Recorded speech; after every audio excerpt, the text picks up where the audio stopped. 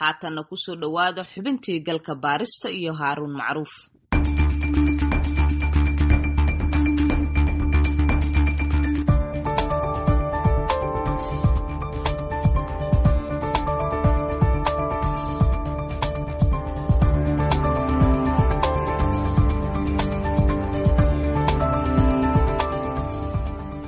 sanadihii ugu dambeeyay adeegyada dadweynaha intooda badan waxaa bixinaya shirkado gaar loo leeyahay kadib markii ay burbureen adeegyadii dawladda ama ay awooddoodii yaraatay.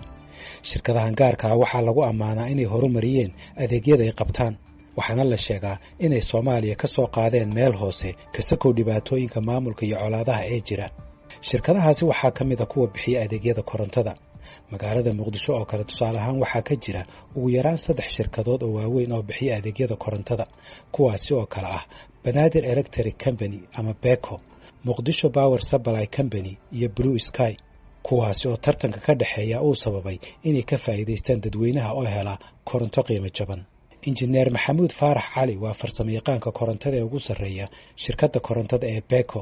korontada shirkadaha magaalada Muqdisho 2014 wixii ka horeeyay halka kilowatt hour bimacnaa Soomaaliya kilowatt hour ka halka unit waxaa dadka laga siin jiray $20 waa la soo jabiyay 79 waa la soo jabiyay 65 48 waa la soo jabiyay 36 ba hadda maximumka dadka qaar ku qaataan waa dadka 36 cents dadka ugu hooseeyana waxay ku qaataan 25 cents waa marka la joogo magaalada Muqdisho. haddii Soomaaliya oo dhan la isku daro magaalada Muqdisho ugu koronto jaban horumarka la gaaray magaalada Muqdisho misaal soo qaadanaya 2014 hal line oo high ah ma mari jirin.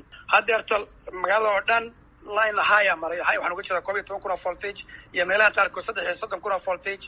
hal solar ma oolin haddeerto solarka yaala 10 megawatt magaalada waa ka badan yahay. laakiin horumarka ay ka sameeyeen dhinaca adeega iyo qiimo dhimista waxaa garab socday eedo loo jeedinayo shirkadahan inaysan xil weyn iska saarin fayaqabka macaamiisha iyo guryahooda xilli aanay jirin sharciyahaga ama lagula xisaabtamo haddii ay shaqadooda waxyeello ka timaado. waxyeelada lagu eedeynayo inay ka timaado shirkadaha korontadana waxaa ka mid ah guryaha iyo goobaha ganacsiga oo dab qabsado, dababkaas oo ay ku baaba'aan